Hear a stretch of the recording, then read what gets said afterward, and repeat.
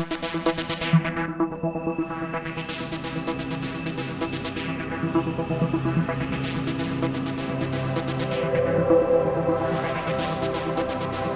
to Second Earth Alternative. This is Felipe Osorio. Holy smokes. Did you watch the Globes this year? I mean, actually, to be honest with you, knowing my audience, probably not. Most of you probably didn't, but it's okay. If you did, you probably at least heard about it because Ricky Gervais gave a scathing, I don't know how else to describe it, a diatribe against Hollywood in their very home park, I guess. Millions of people watching.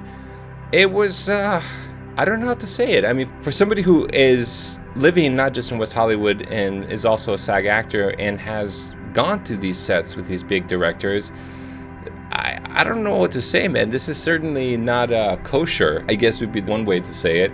But, you know, something I want to go through real quick is some of the jokes because, you know, these are things that we've discussed on this channel, which has been absolutely, I'm going to call out Google for absolutely, maybe I should be more specific and call out YouTube for basically bearing stories regarding Jeffrey Epstein. And bearing channels like We Are Changed NYC, which ended up breaking the story about Jeffrey Epstein before any mainstream news agency, and yes, I'm thinking about ABC, before any of those guys basically got the story out. So I thought this was a brilliant move in a very, very delicate time to which we got all kinds of culture crash happening.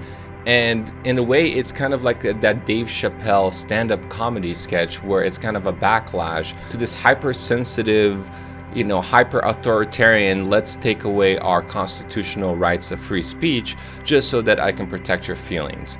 And look, I don't know if you guys know this, but there are multiple founding fathers who talked about the idea that if you give up your liberties for safety, well, I think as Ben Franklin says, then you deserve neither safety or liberty.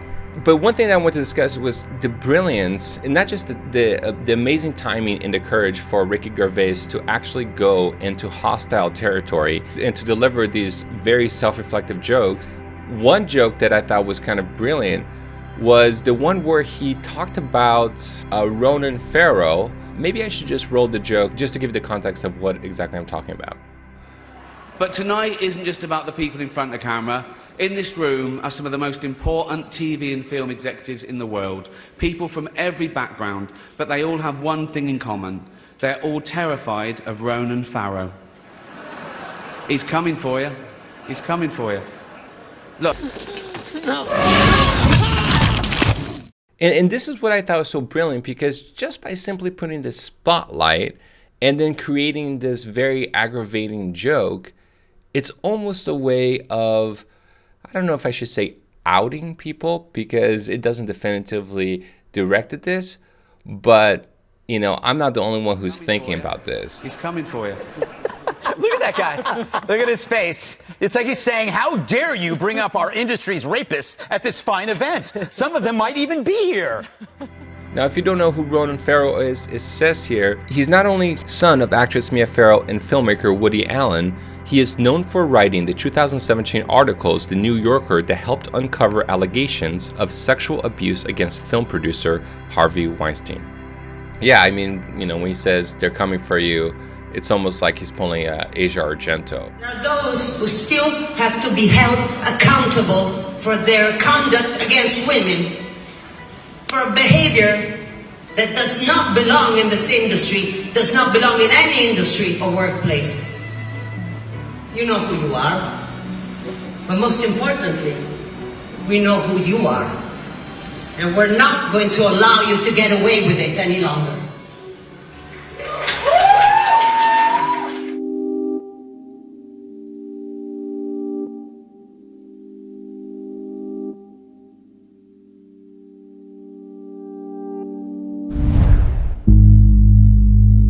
Don't know if you guys realize this, but 2 weeks after Asia Argento gave that speech, Anthony Bourdain, he was her boyfriend, and he was no longer alive.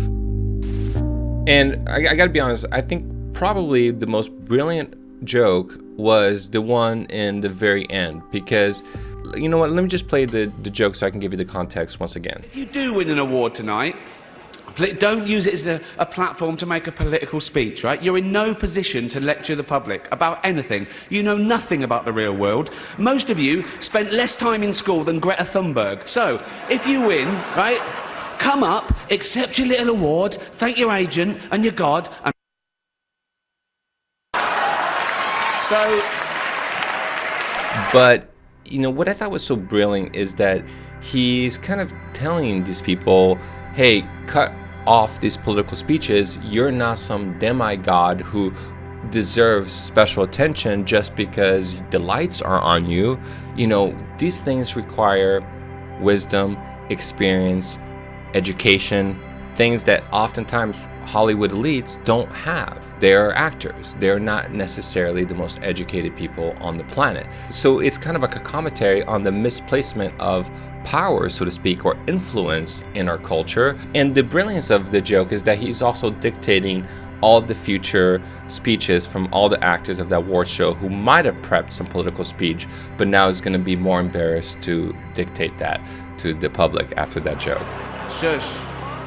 The thing that really bothers me about Greta Thunberg, it's not so much her as herself as a person, it's more regarding this concept that in this day and age, people, grown men, people who are 40 years of experience, are following somebody who, as smart as she may be, has a complete lack of wisdom.